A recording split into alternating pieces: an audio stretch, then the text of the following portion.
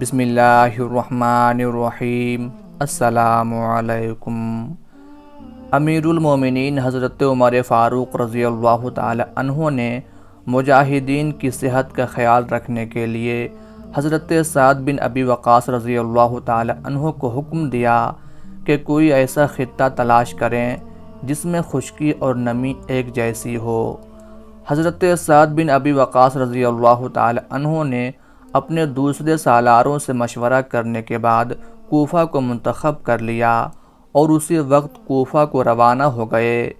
وہاں انہوں نے ایک بلند جگہ منتخب کی اور حکم دیا کہ یہاں مسجد کی تعمیر شروع کی جائے۔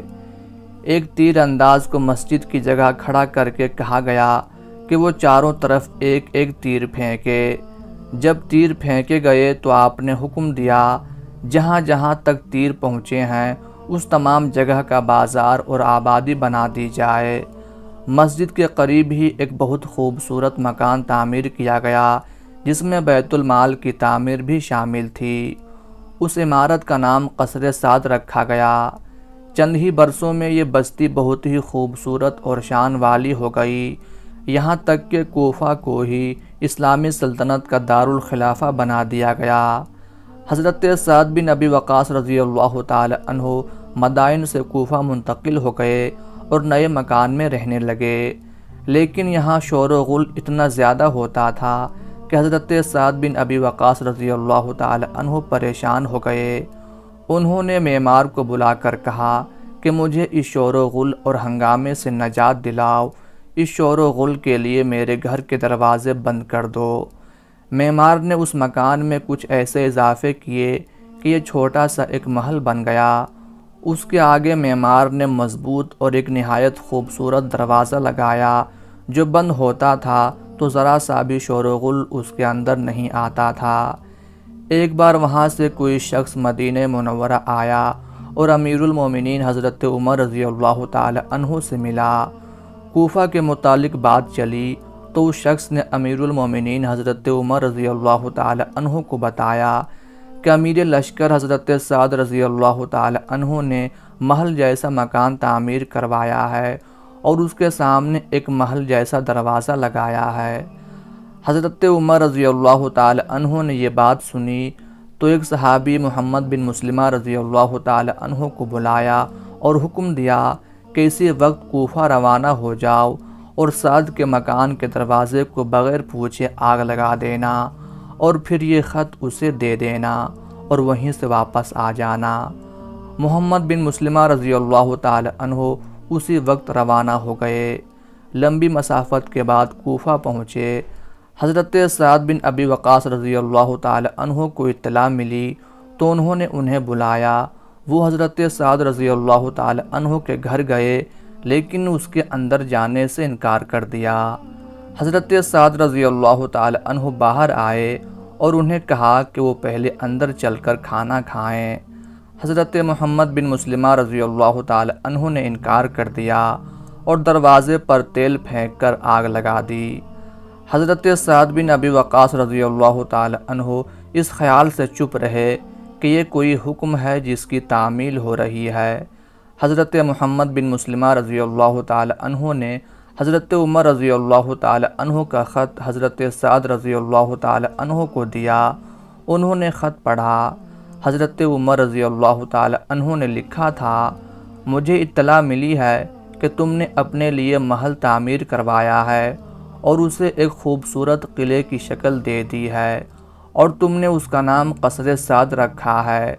میں سمجھ سکتا ہوں کہ تمہارے دروازے پر ان لوگوں کے لیے رکاوٹ پیدا ہوگی جو تم تک پہنچنا چاہتے ہیں۔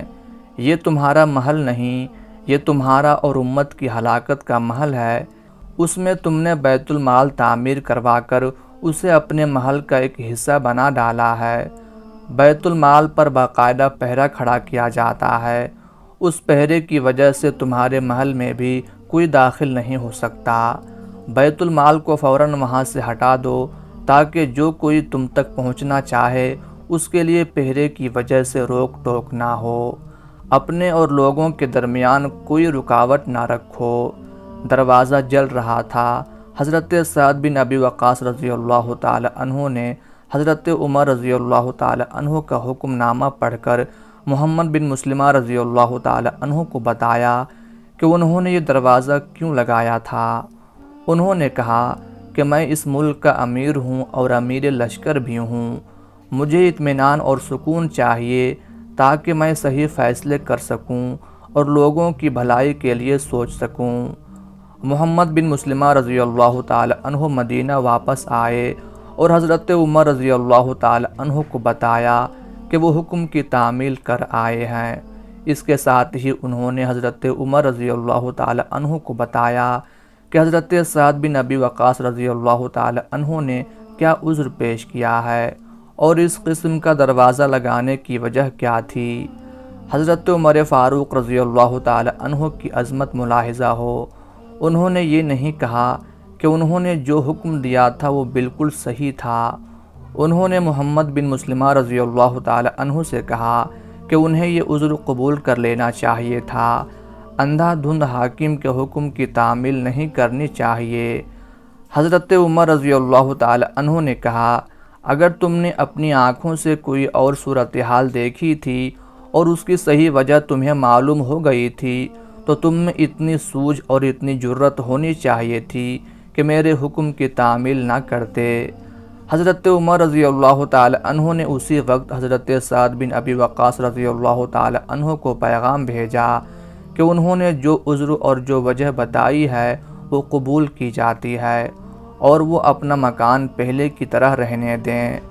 یہ تھا مسلمانوں کا کردار جس نے انہیں عراق اور شام سے رومیوں اور فارسیوں کا صفایا کرنے کی طاقت دی، اور انہوں نے وہاں ایسی حکومت قائم کی کہ وہاں کے لوگ جوک در جوک اسلام قبول کرتے چلے گئے۔